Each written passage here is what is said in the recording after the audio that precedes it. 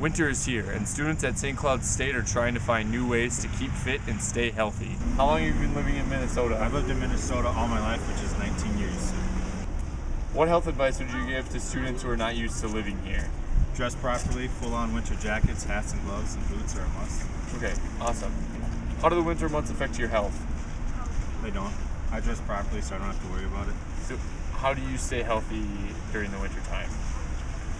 Wash my hands. With fall semester classes coming to a close, December is a stressful time for many students. Final projects and exams often put students at high risk for stress, anxiety, and depression. Because of this, they may neglect their health by not sleeping, eating unhealthy, or simply not taking enough time to relax. Students suffering from high levels of stress or fatigue are more at risk for the common cold, flu, and other illnesses commonly seen during the winter time. Eating healthy, taking breaks, washing your hands regularly, and getting a good night's sleep are all key elements to keeping yourself healthy during the winter months. How long have you been living in Minnesota? I've actually been living in Minnesota my whole life.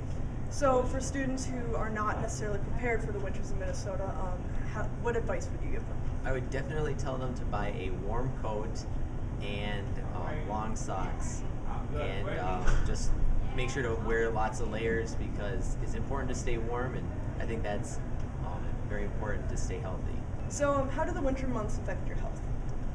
I personally really like the winter. It seems that it's a lot more cloudy here, and so I know that people can become depressed some days, but I personally like the cold, and I've grown up with that, so I'm maybe more used to it. But I would say that you should get as much sunlight as you can if there is any during the winter, or to stay active is very important. If you do worry yourself sick this semester, just remember, soup, soap, and deep breaths go a long way. For COMM241, we're Iserloth and Peterson.